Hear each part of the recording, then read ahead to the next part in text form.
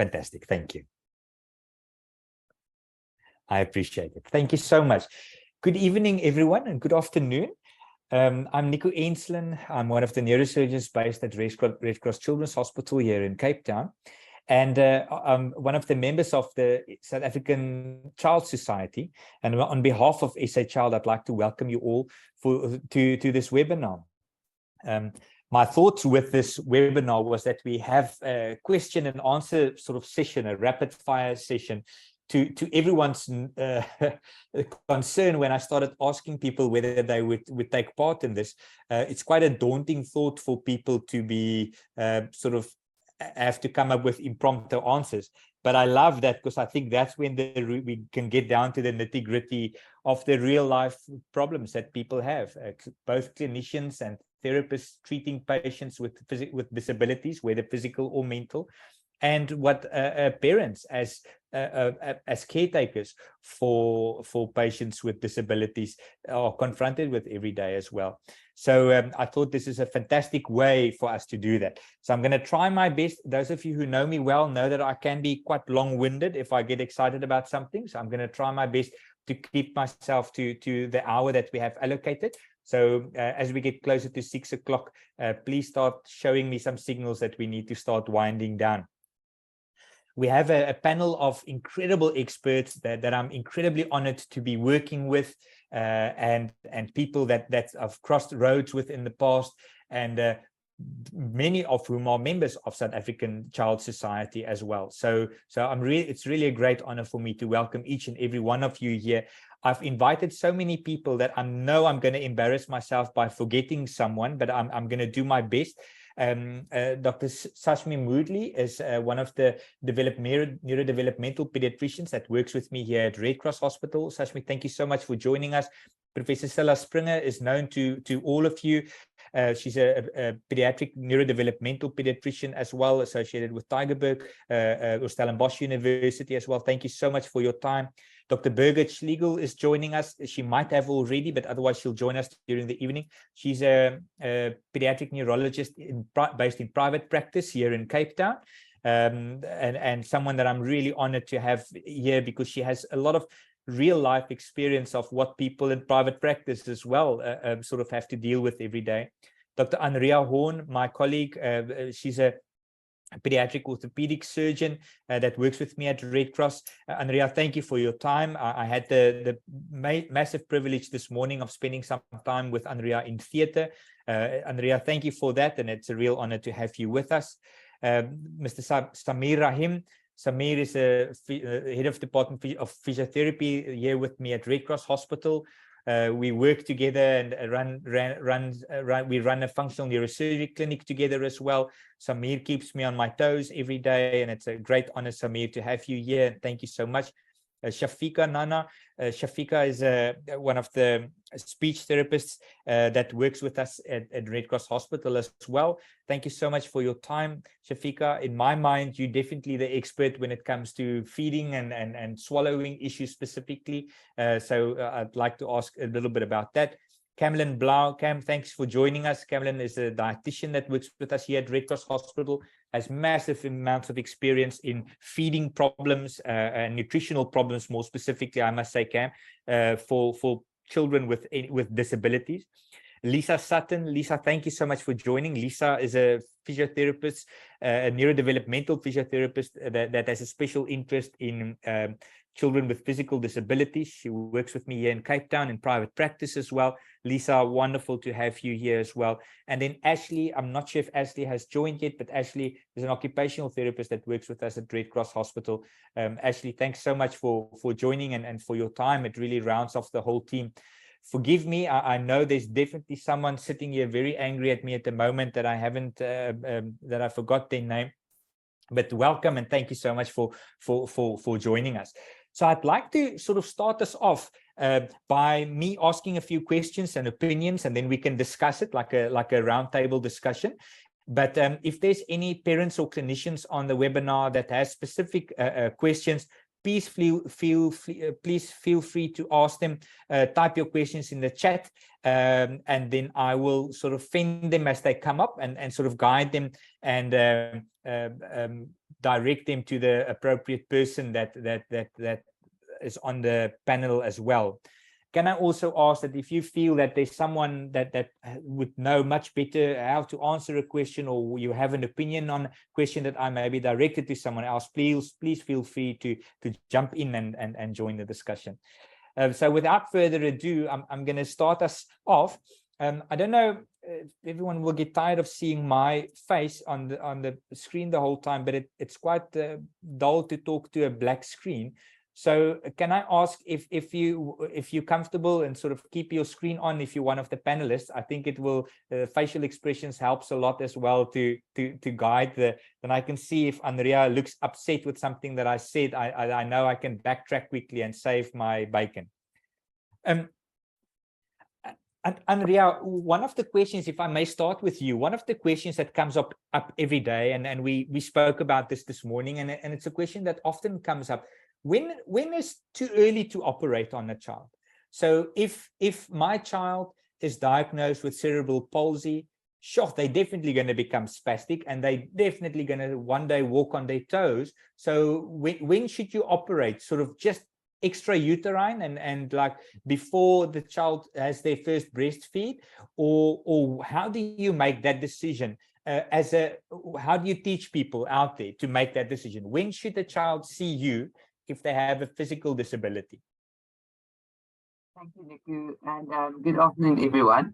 So it's not a question with a very exact answer. There's no algorithm or, instruction to this. So my approach is that I operate when the operation is indicated.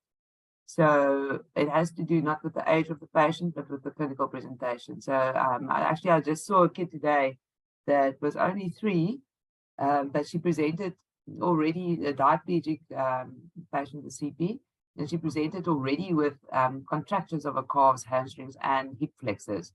And I think historically, people would often say, no, they're too young, physio, splinting, etc. But you cannot walk on your toes with your knees flexed and your hip flexed. It's much harder. So even though she was extremely young, I still felt that it was necessary to correct her mechanical problems to allow her to stand straight, and that would then often facilitate walking. And she is actually now at six weeks after we removed the casts, and she's giving a few steps independently, whereas previously she was also completely dependent on a walker and hardly ever walked. So if that answer the question, it's not age. Certain procedures that I do, especially bony procedures, so fusions of the feet or osteotomies, and also osteotomies of the long bones in the legs, I do prefer to wait until they're older. And that's just because there's a certain amount of remodeling potential up to the age of 8 or 10, and that's for the long bones. But also in the feet, the bones in the feet only ossify later on. So when they're young, like 5 or 6, most of the bones in the feet are still cartilage or too much cartilage. And it's not sensible or advisable to operate at that stage because those feet are still growing. So there are certain things where I do consider age, but in general, if it's necessary, it needs to be done. Thank you. That's a very sensible answer. And from my side, from a spasticity point of view, it's similar. Not all spasticity should be operated. Just like not every child requires an orthopedic operation. Definitely not every child needs a neurosurgeon operation. If you can keep your child away from a neurosurgeon, by all means do so. But if the spasticity does become problematic and it starts to impair care and function, then definitely we should look at ways of lessening that spasticity. From an age point of view, I think it's important, like Dr. Horn said as well, one needs to keep in mind that for a child to develop function, so if a child is going to walk, you ideally want to do what the modification is that you need to do earlier so that the child can still grow into that new gait and that walking pattern. It's incredibly difficult, maybe with respect, Lisa, you might differ in opinion, but but it's incredibly difficult to teach a child to walk once they're older than 10. It's almost impossible. And so you need to get in there earlier enough with certain things. So I prefer not to do a rhizotomy as an example for a child if they're older than 10, because I don't think they're going to really have the functional benefit to be able to cope with that initial weakness and then to learn a completely new pattern of walking. While also we should be careful to take away spasticity too early. It's important to remember that most children will improve what their spasticity and their function is related until the age of about 5 to 7 years, and only then do they plateau and start to drop off. So I don't think, and most people around the world, 99% neurosurgeons around the world agrees that there shouldn't really be a place for these ultra early spasticity surgeries, the 2 and 3 year old kids. One should allow children to grow, mature a little bit until that sort of 5 years, and between 5 and 7 is that magic window. But you all know about the 1% of people that is associated with a specific place in a specific country at one specific place to the northern hemisphere that do propagate this whole fear of having to operate early for spasticity. And it's logical, né? If you tell a parent, sure, your child is going to become spastic, and surely the earlier you operate, the better you can avoid all the hundreds of problems, that all those thousands of orthopedic surgeries that Dr. Horn needs to do, the sort of birthday syndrome that people talk about. Every year for your birthday, we give you the gift of surgery. It's just going to happen because it happens because you waited too long to reduce the spasticity. And it's important to break that myth and to be wise. Yes, there's definitely children where I have to sit on my hands, and when they become 4 years old or thereabout, you can see where it's heading, and then we start disobeying our own rule a little bit. But I think one has to really be careful with the 2 and 3 year old children to decide that their spasticity is going to be problematic. And fortunately, Anria, there's ways that we can, without putting knife to skin, that we can temporize and buy time for those children. Because the important thing as well that we say, one shouldn't necessarily operate too early, but that, Lisa, does not mean that one should not start to intervene. And Samir, one shouldn't not start to intervene very early. And that can be physical therapy, occupational therapy, splinting, looking at these feeding strategies, and other mobility and medical management, Sashmi and Birgit, that one starts that as early as you start diagnosing the child. One shouldn't wait for that until the child is already has shortening of the tendons to have initiated Botox, as an example, or to start them on oral baclofen. But I think this is a very common question. And it's a very common trap to fall in for both clinicians and definitely parents, because if you Google, it's the heart-wrenching argument is to do it very early. Otherwise, you for always be blamed for your child not walking one day is because you waited too long. So it's important, I think, for us to talk about that. Lisa, is there ever a time, when do you think that one should start to refer a child for physiotherapy, if you have a child with a physical disability? Should a neurologist first have made the diagnosis, or should the first tendon lengthening first have happened before they come to you and Samir?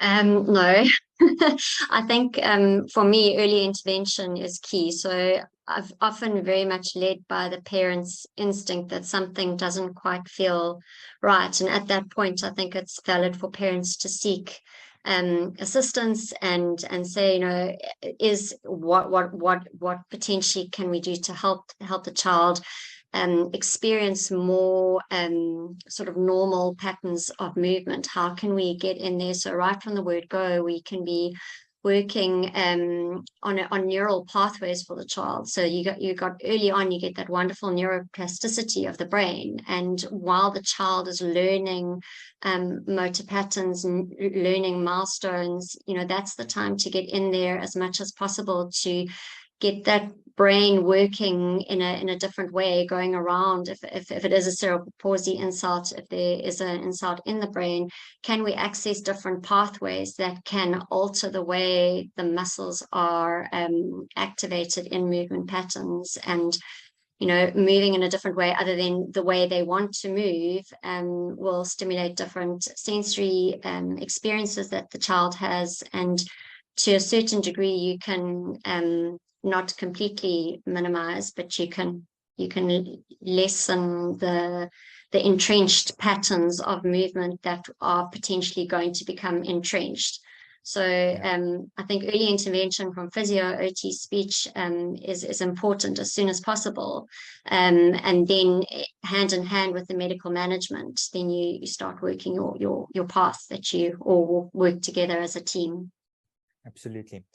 And Sameer, people often forget that therapists are primary clinicians as well. You don't need to go through the pediatric neurologist or the orthopedic surgeon to take your child to a physiotherapist or an occupational therapist or a speech therapist for that matter.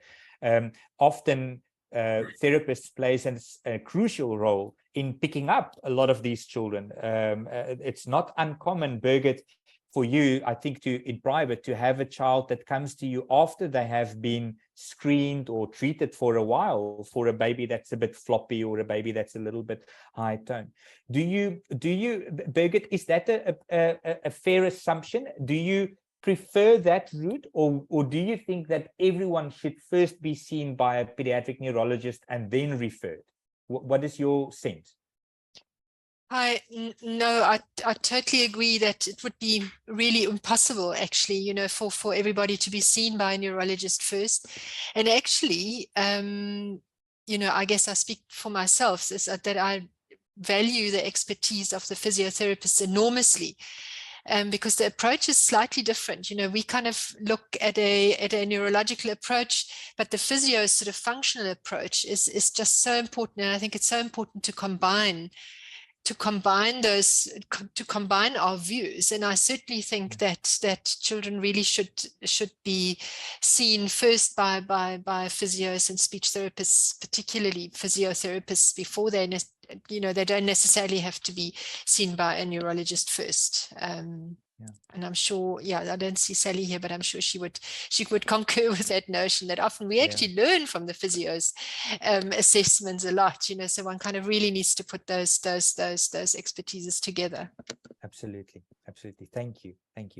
Sameer, can I ask you, do every child with a physical disability need to see a physiotherapist and an occupational therapist? Should it be like a checklist that Dr. Horn should refuse to see you if you haven't been seen by a physiotherapist or occupational therapist? Thanks, Nicola. No, I think it's important that patient or children are looked at clinically and functionally. And if they are seeing either the occupational therapist or the physiotherapist, that decision can be made by those therapists. Do they need to actually be seen by the other members of the team? There is quite a bit of overlap in some of the things that we do, and we look at the children clinically and functionally to see what is best for them. Initially, I know a lot of the children are first sent to physio from the baby clinics and from the GPs, and it because they often have a better understanding, or it's nearer on their radar to send to physio. And some of the things by the occupational therapist is a lot more subtle, and some people forget to refer to them. And so I think we need to be open to referral to the other therapies, in that they are able to do some things that the rest of the team won't be able to do. Like Birgit said, we learn from each other, and they would be able to pick up some of the nuances that might be missed by the physio, and the physio might pick up something that's missed by the speech or by the OT. And so it is a team effort, and at the end of the day, what we need to look at what is best functionally and clinically for the child. Absolutely. Thank you. That's a beautiful way of looking at it. And Ashley, I think you are on as well. Thanks so much for joining us, Ashley. Do you feel, is there anything that you think that children with a disability would benefit from seeing an occupational therapist early on, rather than first going to, like Sameer said, maybe the physiotherapist and the pediatric neurologist, and then even the orthopedic and the neurosurgeon, and often then only children are referred to you. What would your cry be out there that parents and caregivers need to look at involving an occupational therapist early on in their child's career with a disability? Yeah, I 100% agree with what everyone said. Early intervention is definitely key. And like Samir was saying, we need to work as a team. So I think as long as all the allies are involved and we're all seeing the children early, we can make the best progress possible. From an OT perspective, we look at things like gross motor skills. We also look at fine motor. We look at their activities of daily living. So as they get older, are they learning to feed themselves and to dress themselves and toilet training? So we look at a more of a holistic approach of development, not just motor skills, and then also their cognitive development, like basic concepts as they get older. And that all helps us to prepare the children for integration into school when they're a bit older. So it's definitely, intervention is key. It's when you can make the most difference, and definitely a team approach. Yeah. Thanks. That's a beautiful way. And team, it's a team sport. Having a child Nico, with a disability, whether it's,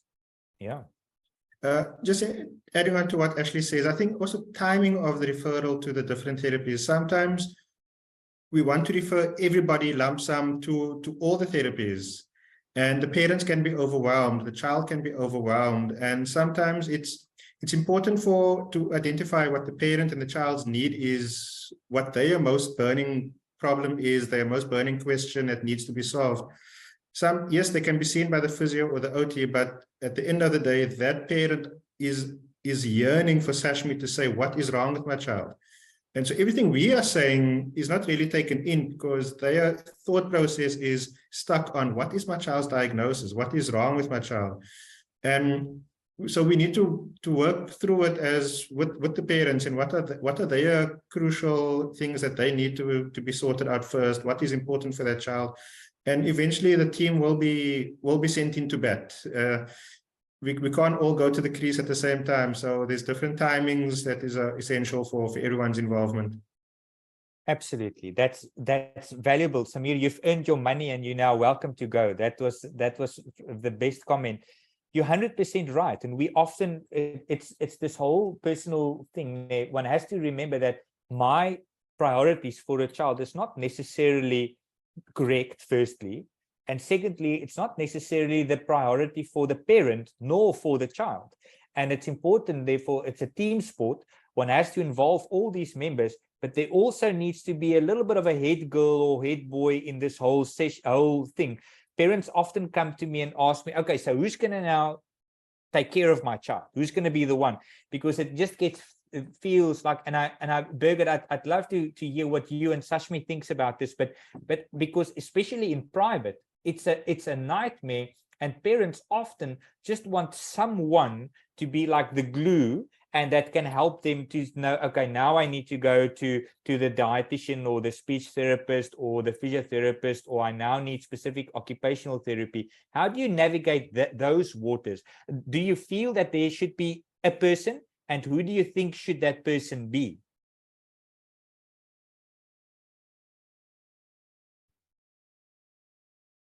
I think you're muted. Hi, I don't know if you want me, me maybe to if you take want that. to jump, yeah.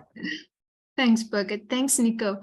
Such a fantastic experience to be on this webinar with such a vital core group of the team working towards helping children with disabilities. And I must first echo everyone's sentiments when it comes to the role of physiotherapy and the role of occupational therapy in helping these children. Essentially, it's about walking the life course with a family that are trying to raise a child with the disability, with a child whose future might look very, very different from what this family expected at the start. And we used to employ a very medical model of finding the cause of these deviations from normal development. And yes, that's still very important for us as the medical practitioners. Whether you're a specialist, whether you're a GP, whether you're a pediatrician, whoever the family comes to in terms of finding a cause for the disability, it's very important for us to work through what might be progressive and will need further prevention from ongoing disability, or if it's a static disability, to really acknowledge that cause so that we can manage it comprehensively. And I think when it comes to who it should be walking this journey, it's actually all of us. And it's all of us speaking with the same voice. We all reinforce the role of physiotherapy, the role of occupational therapy, speech therapy. We know that families are coming from far and wide. Some days I think we hold the whole continent up. Parents looking for answers as to whether my child will walk or not. Anria and Nico, we work very closely with you guys, trying to provide these answers for families as well. I think it boils down to a vulnerable family wanting a relationship with their medical team and being able to answer each other's questions along this journey. So I think everyone's role is very important in reinforcing the others, but there will be a relationship building that in a private sector might be a little bit easier to maintain. In a public sector, because of the way we structured within our teams, families might not be seeing the same faces all the time. And that does lead to a little bit of a break in the communication, and we do understand that. But the way we're trying to teach an approach to a child with a disability is to reinforce a much more holistic view of looking at the medical condition as well as the psychosocial impact on the child, that actually families provide a huge richness towards. Beautiful. Someone's trying to get our attention. I think this is Buchanan. There we go. Yeah, sorry, I hope you don't mind me butting in here. Welcome. I'm an occupational therapist by profession, but I also, for my sins, do quite a bit of case management work. And I'm just increasingly sensing the need for the role of the case manager in so many fields. You know, where I play a role is with some settled medical legal cases where a therapist is typically appointed as the case manager to make sure that the funds are spent appropriately on the child. So that's the one role. But, you know, even within the insurance industry with adults who have got disability claims, there is such a need for a central person to be the pivotal person to coordinate the communications between the employer, the insurer, the medical team, the therapists, the client. And, you know, it can be so overwhelming for a family. And, you know, if you have one central person who's got a very good understanding of because family dynamics can often be complex too. So if you can have one, the case manager typically would be responsible for getting a really good understanding of that, understanding their financial needs, because that also impacts on how to prioritize what treatment and therapy. And then obviously play the central pivotal role between communicating between, you know, all the role players. But I don't know how that gets implemented in practice, you know, especially if it's within the state sector or if it's possibly even worse in the private sector, because private practitioners often operate even more in silos. I don't know. I haven't got any answers, but I'm just throwing it out there. Thank you. That's a very valuable input. I'd love to ask Dr. Schlegel, Birgit, in private, it is a real problem. We have these sort of multidisciplinary clinics in the state sector, but for us to try and emulate that in private, it's next to, if not completely impossible. And every time a patient has to go somewhere else, they have to pay somewhere else. And a medical aid only, apparently you only see physios only needed 3 times a year. And like an orthopedic surgeon is only needed once a year, and occupational therapist. So I'm facetious, but you understand all the PMB issues. Is I don't know who puts those guidelines together, but it costs. So how do you navigate that in private? Yeah, I mean, I totally agree. I think you're kind of talking about something where we sort of all know what we would be aspiring to. Yes. And we would be aspiring to a holistic service, ideally a one-stop shop. And that is never the case, you know. So for instance, a child recently with a mitochondrial disorder who just for follow-up needs a cardiologist, an ophthalmologist, a neurologist, a feeding specialist speech therapist, an OT, and a physio. It was a nightmare. And what one then sometimes does in private practice is that one sometimes admits a child, and then you really try and coordinate, and you liaise with all the specialists, and you try and get them all to come together and actually see the child while in hospital. It takes a huge amount of planning. It also depends on what kind of medical aid plan the parents are on that will allow for all of that to happen. And yes, it does take an enormous amount of coordination, and it doesn't always happen. So I think it's probably one thing that often leaves the families kind of feeling isolated, frustrated. We on our side kind of spend an enormous amount of time writing motivation letters for getting cover. So we all know that we're kind of working in an environment that is also not optimal always, you know, as much as it kind of should appear easier to kind of really coordinate something like this in private practice because of the costs involved, and somebody mentioning before that people often work in silos. It's not that easy to do. And what we're trying to do more and more now that we've all learned through the COVID pandemic that we can actually all communicate really nicely on Zoom, is that what we're trying to do more and more is that we're having therapist meetings on Zoom around a child where we can communicate better for once already, you know, which is very helpful often, where we kind of have team meetings. But I think the reality for the family is still often that they come and they see a neurologist or a developmentalist once or twice a year, and actually when we then see the children, we try and pull it all together. We usually request then that we kind of have some kind of feedback from the various therapists, and we then try and sort of set the scene for the next 6 months and set things up, and then kind of stay in contact with the families and invite them to kind of be in touch with us if there are any more specific immediate problems. So it solves some of those issues, but it's still often not the kind of holistic care that we would really like to actually provide, which seems to be often really impossible in private, also because of all the costs involved. So I know that that it often leaves a lot of things to be desired for. And Sasheen can maybe also comment, since she's now seeing both parts of the world in private practice and at the hospital. You know, I don't know, Sasheen, what do you think? You think it's a lot easier in private?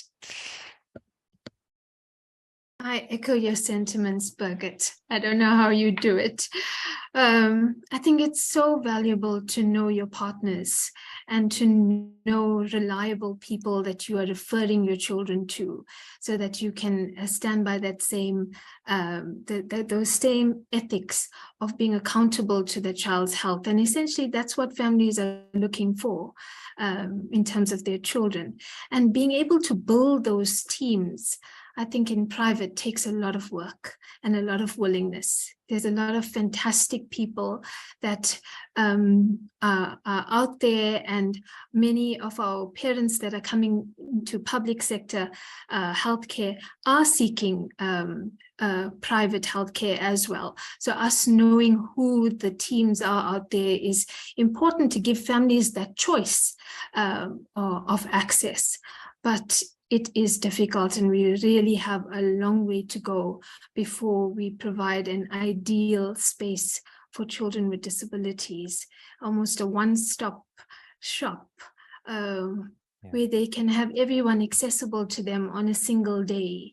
We try to emulate that ethic within hospital. We also have our challenges there in terms of the numbers of families we're trying to cater for, the number of consults that are needed to be done urgently, not so urgently, and trying to make a plan such that everyone has a good quality of healthcare wherever they choose to seek that healthcare. Thanks very much. That's incredibly valuable. One of the questions Alet Marais asked on the chat, from a school's point of view, what will the referral process be that's ideal? Will the best be to refer parents to the GP, or which professional will be a good entry point? Let's say, make it two parts of that question in terms of a mental, a cognitive disability and for a physical disability. How should you approach that? Maybe Sashmi, I think it's something that you sort of are confronted with on a daily basis. Yeah, such an important question. From the day we meet patients for the first time, parents have that question for us: what type of school will my child go to?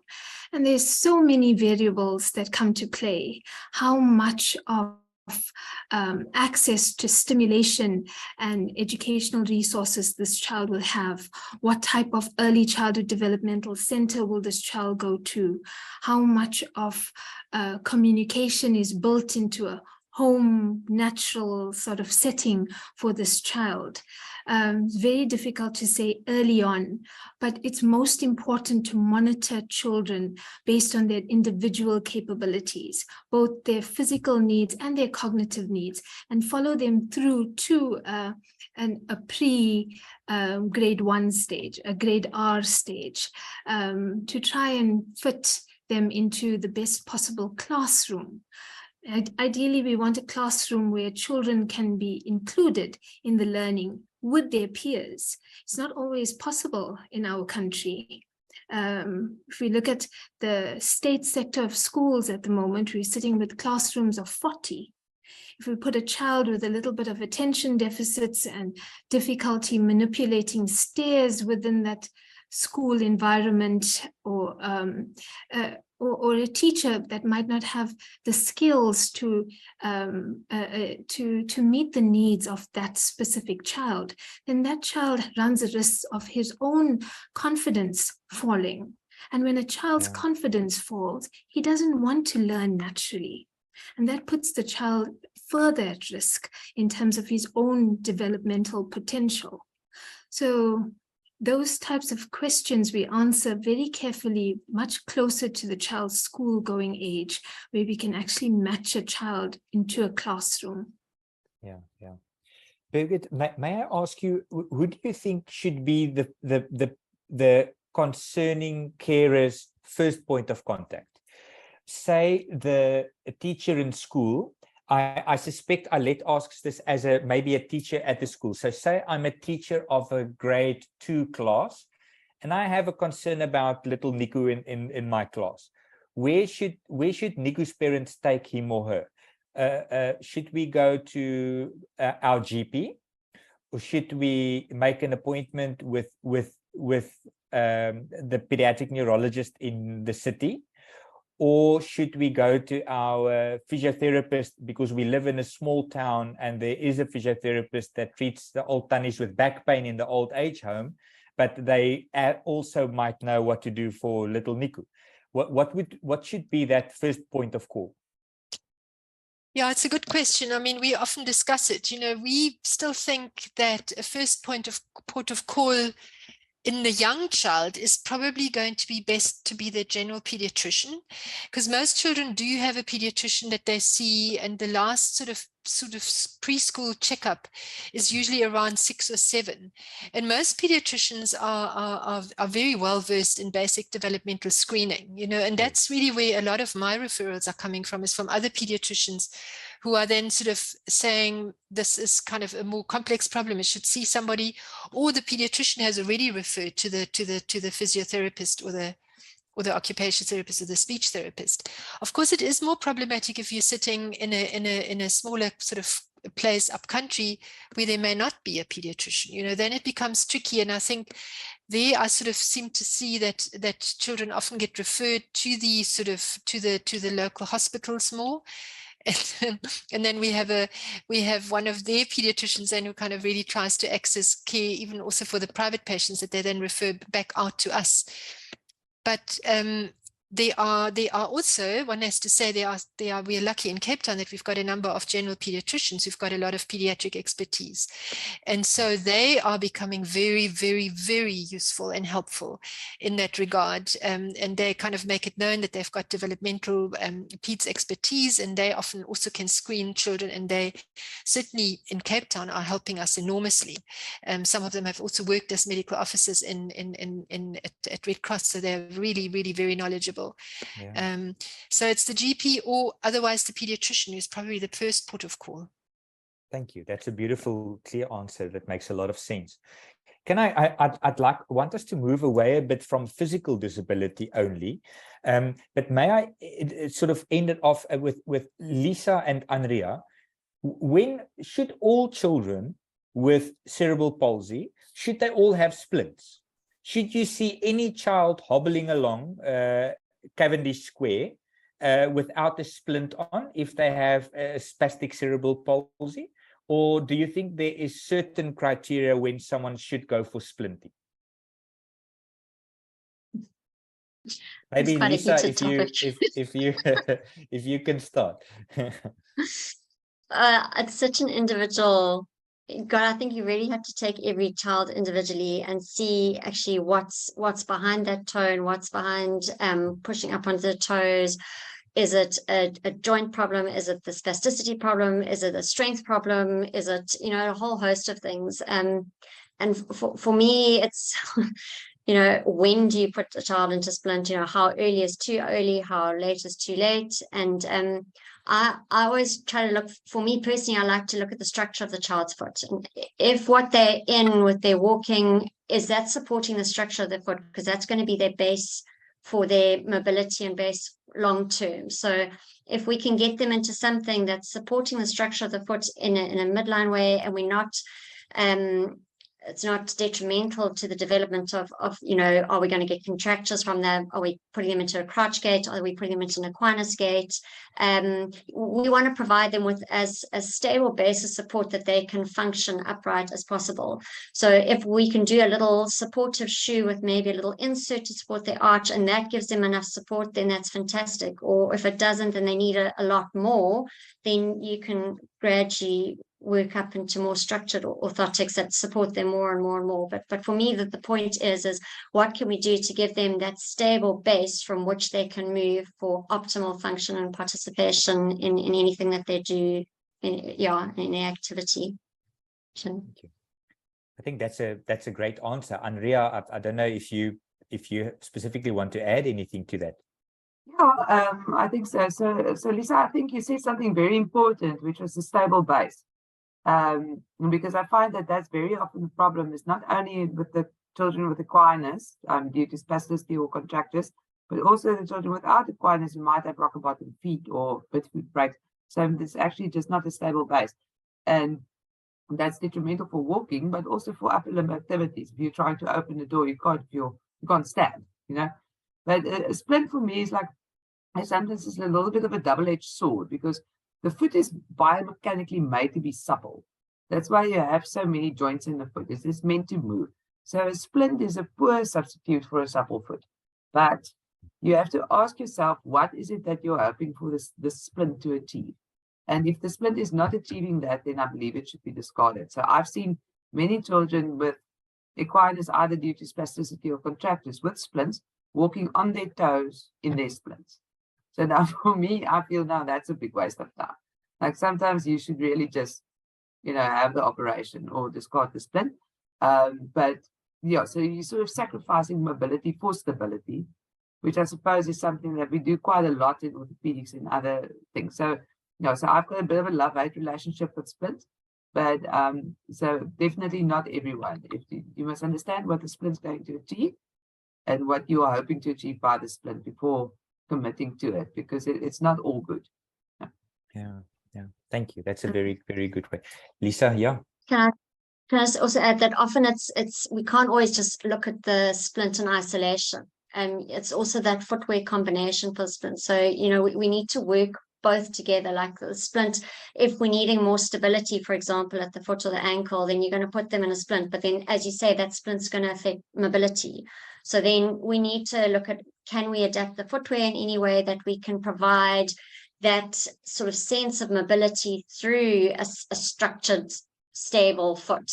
And in that way, we can develop better patterns of movement going up above from a sort of stuck ankle, as it were.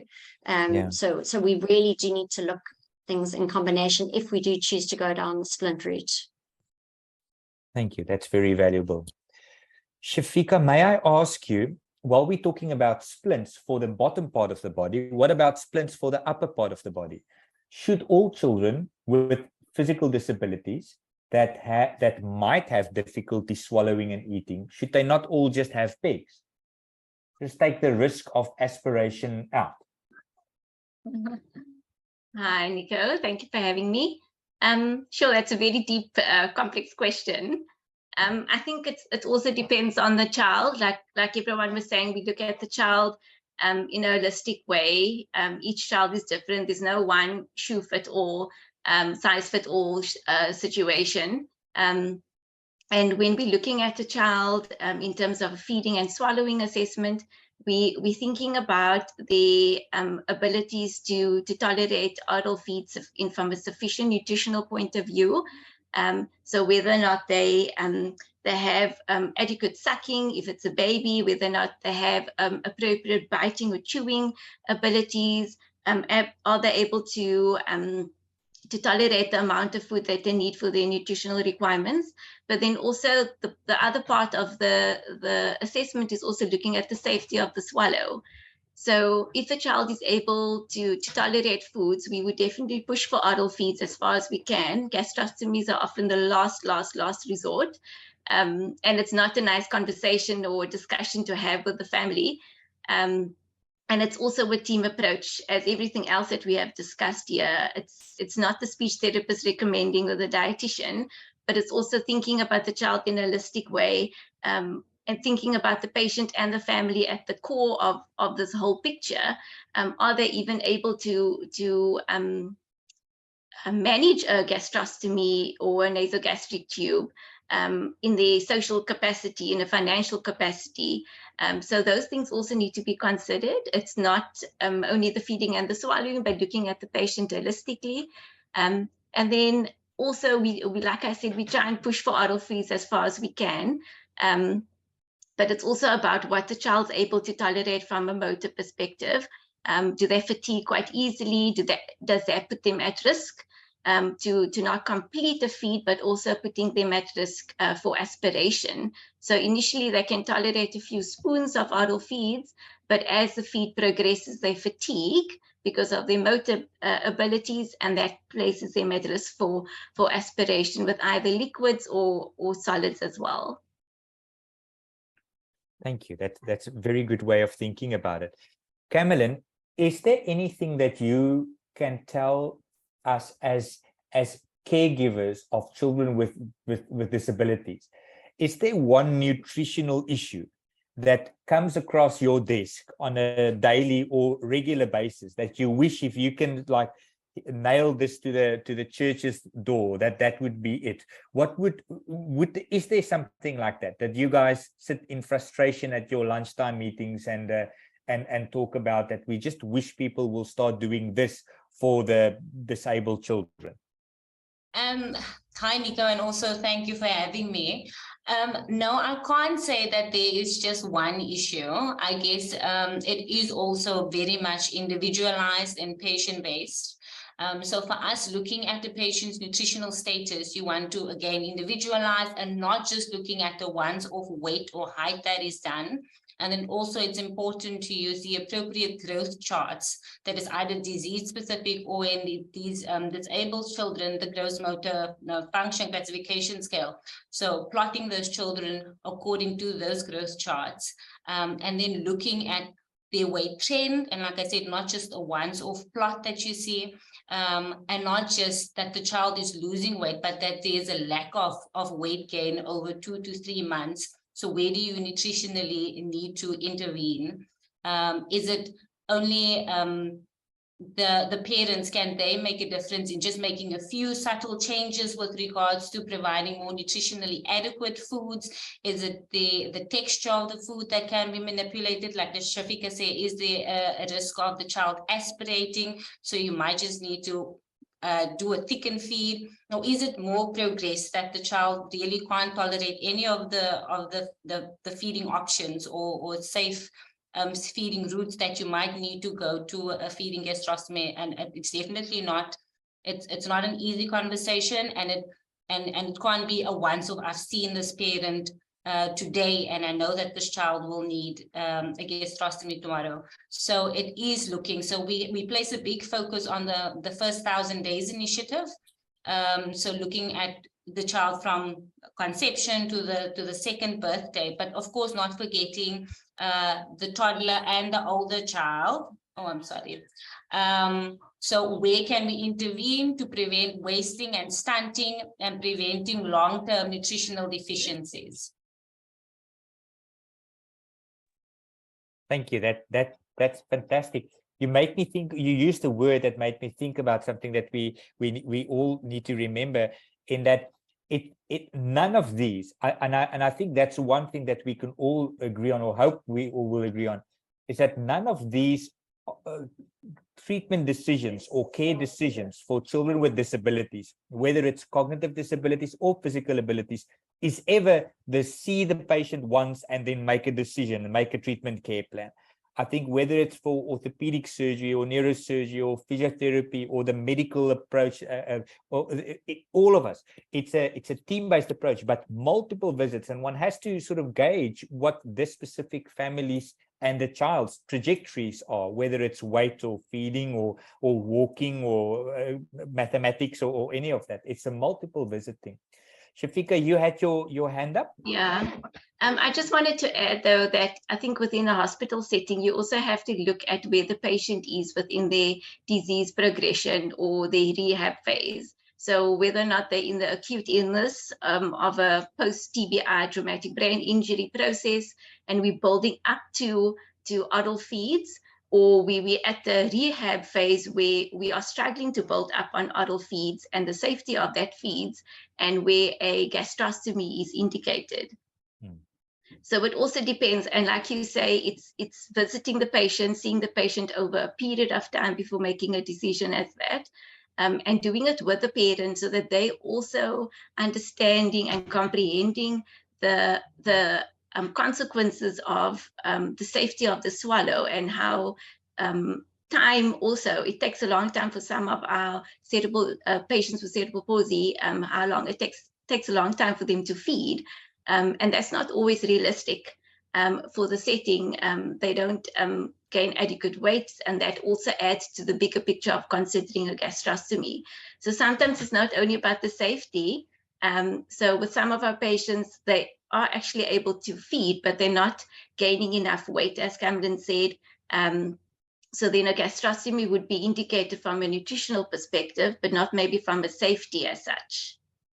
So they can eat for pleasure, they can eat with the family from a social, which is nice, and it gives them part of that added inclusion, which is important for our activities of daily living and participation. But from a nutritional point of view, they then require the gastrostomy.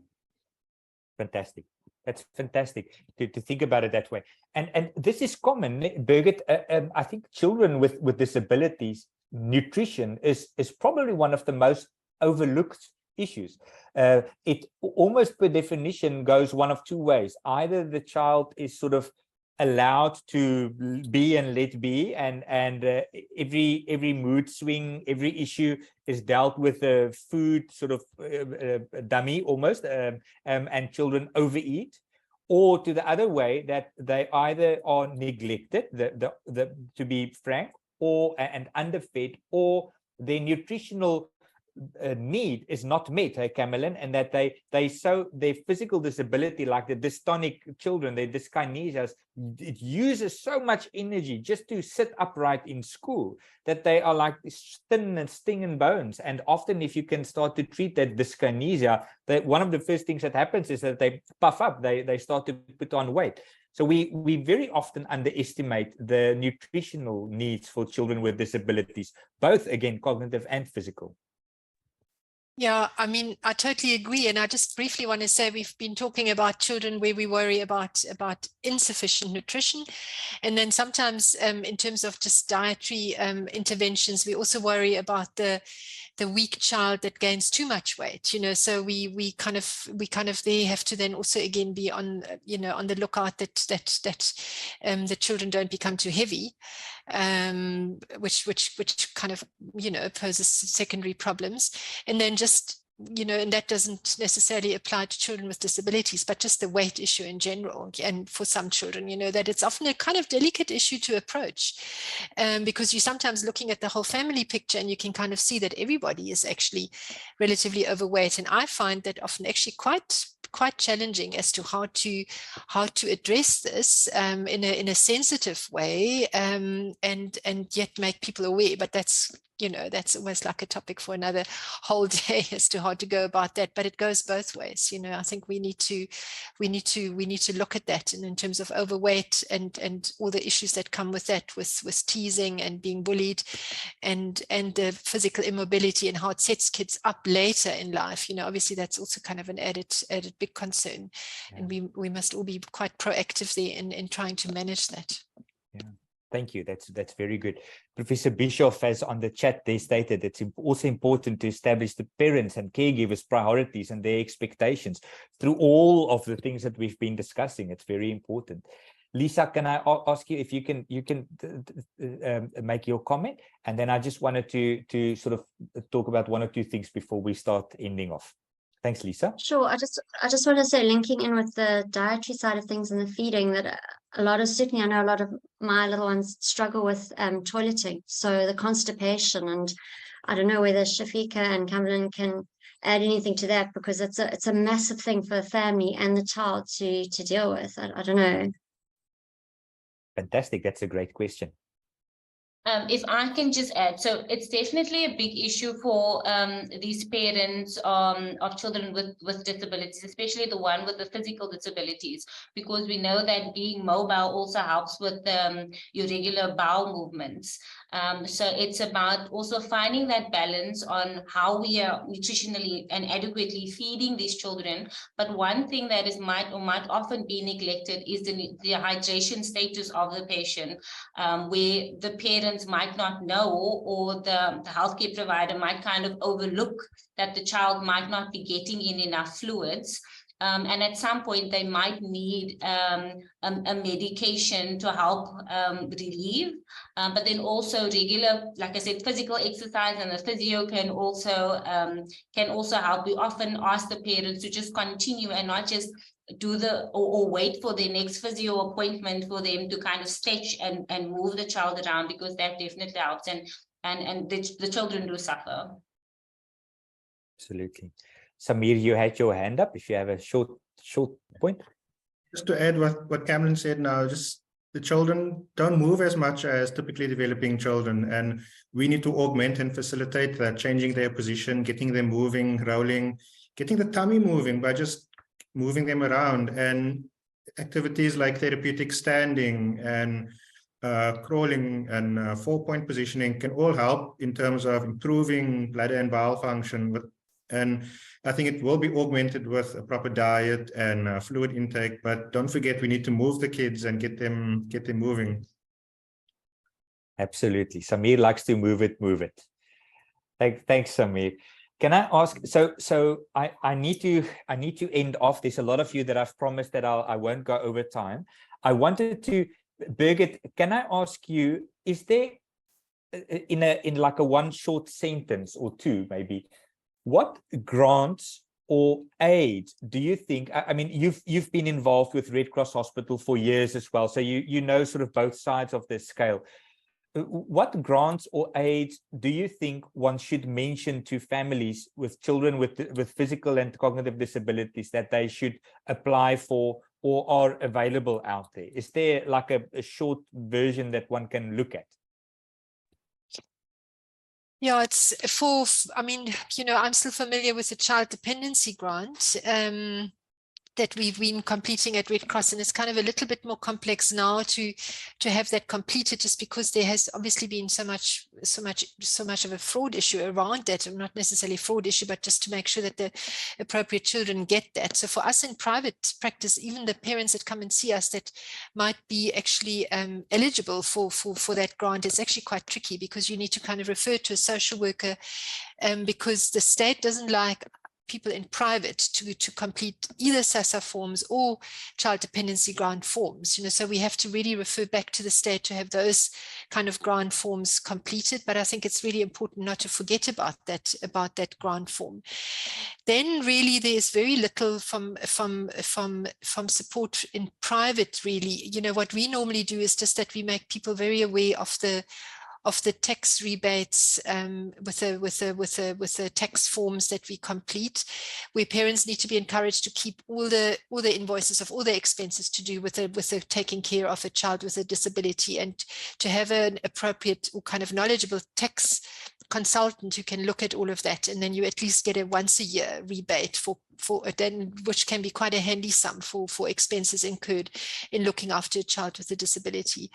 And then of course, as you get older, then the older children get the SASSA grant. But again, for us, similar story, we kind of have to refer back to the state for those grant applications to be made. I'm not sure whether I'm leaving out something now that I'm not thinking of, but yeah, there are no other sort of grant or other sort of general kind of financial support things other than medical aids. And of course, we kind of always ask for ex gratia funding and for, try and motivate until the cows come home.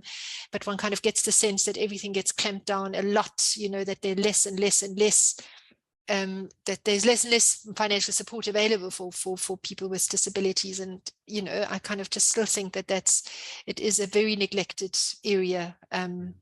Yeah, and that hasn't really changed over the years.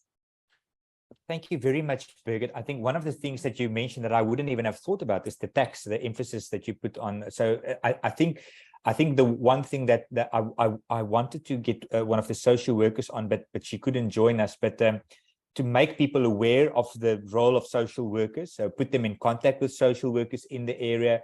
But also, like you said, I never do this, but to make people aware of the tax implications for this. That's a very good tip, and thank you for mentioning that as well. And I think it's important that it's each of our job to keep on fighting for these children and these families, and to keep on knocking on every door we can to put them in contact with people who can help, and that we and societies like this with SA Child, that we keep on knocking on government's door as well, to put people with disabilities and families that cares for these children higher on the map, and that we all think about that. Thank you so much. What I realized is that we should pretty much do a day-long webinar session on each of the topics that I tried to push into 5 minutes now. But I really appreciate it, and I think families appreciate it as well. This is a lovely reference that will stay on the SA Child website. So if you have patients and families that you want to share the links with, you're always welcome to do that. All of these webinars are recorded and hosted there, which is free for access to families from outside. I'd like to take this opportunity to thank each of you. Thank you so much for your time, and that I could reel you in on such short notice. I really appreciate it.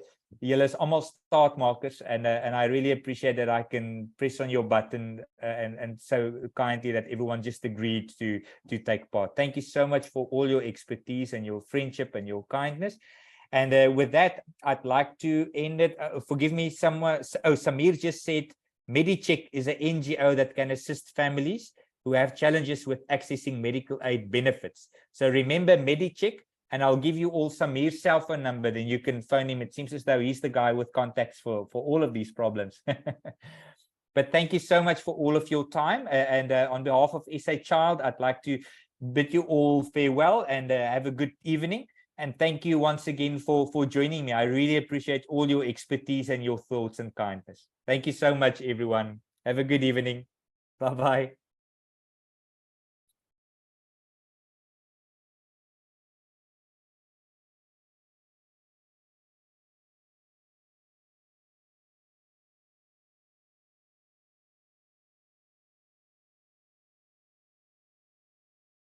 Thank you so much, Professor Springer, for all your help with the recordings and everything. I really appreciate it. Will you save it and then Yes, send it to Nelleke? I'll Then do she that. can load it for us. Fantastic. Nico, just tell me the saving. Where does that come up? So I'm if usually once you click on stop recording, okay. it will then give That's you, it fine. will throw up a little bar on your Okay. computer that asks Okay.